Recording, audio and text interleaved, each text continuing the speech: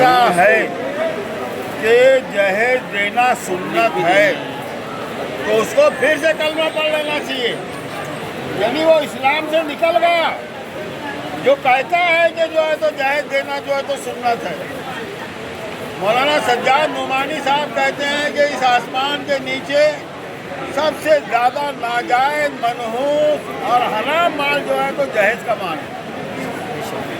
آج جہیز کی تباہ کاری اور بھیانک کو دیکھ کر پھر بھی لوگوں کی آنکھیں نہیں کھل رہی ہیں،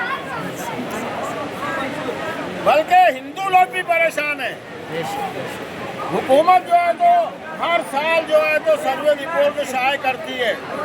اس سال بھی جو ہے تو سروے کیا، روزانہ 23 لڑکیاں جہیز کے سبب سے مرتی، جلتی اور خودکشی کرتی ہیں۔ سلیح صاحبہ نے 22 جون 2025 کو اعلان کیا کہ مہاراشٹر سے جو ہے تو جہیز کی لعنت کو ختم کر دیا جائے گا۔ یہ کون کہہ رہا ہے؟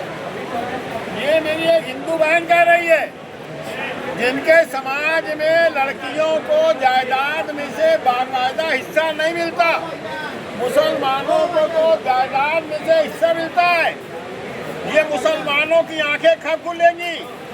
یہ علماء کرام کب تک بولیں گے کہ شادیوں میں اتنا فضول خرچی ہوتی ہے، جہیز مشرکانہ رسم ادا کی جاتی ہے، مگر دعوت میں روٹی بوٹی توڑ کر مترنم آواز سے سبحان اللہ، الحمدللہ، بارک اللہ بول کے نکل جاتے ہیں۔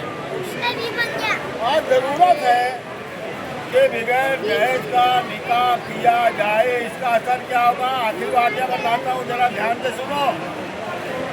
مولانا سجاد نعمانی صاحب جو ہے تو ایک مسلمان کی شادی میں گئے۔ وہ مسلمان غیر مسلموں کے محلے میں رہتا تھا، وہ غیر مسلموں کو بھی بلایا، اور جب اصل بات 5-6 لوگ جو ہے تو آئے، نکاح ہو گیا، مغرب بعد دلہن لے کر چلے گئے، تو 2 گریجویٹ غیر مسلم لڑکیاں دلہن کی ماں کے پاس آئے اور کہا کہ آنٹی، ہم نے تو نہیں دیکھا کہ دلہن کو جب رخصت دیے تو جہیز بھی دیے۔ تو دلہن کی ماں نے کہا کہ بیٹی، اسلام میں جہیز کی نام کی کوئی چیز نہیں ہے، بلکہ شریعت میں سے ان کو حصہ دیا جاتا ہے۔ سنو، وہ 2 غیر مسلم لڑکیوں نے جو کہا تھا وہ سنو۔ وہ دونوں لڑکیاں کہنے لگی، کاش ہم کسی مسلم گھرانے میں پیدا ہوتے تو ہماری بھی شادی اتنی آسانی سے ہو جاتی۔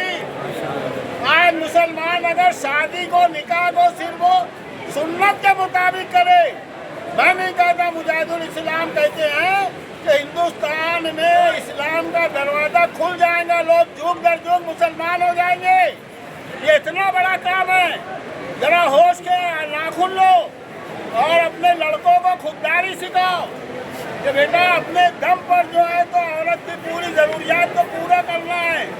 یہ نہیں کہ نکاح کے بعد میں اپنی ضروریات کی زندگی، کباڑ اور پلنگ اور واشنگ مشین اور برتن، رکابی، بھگونا سب جو ہے تو عورت سے لے لیں۔ یہ جو ہے تو فطرت انسانی کے بھی خلاف ہے۔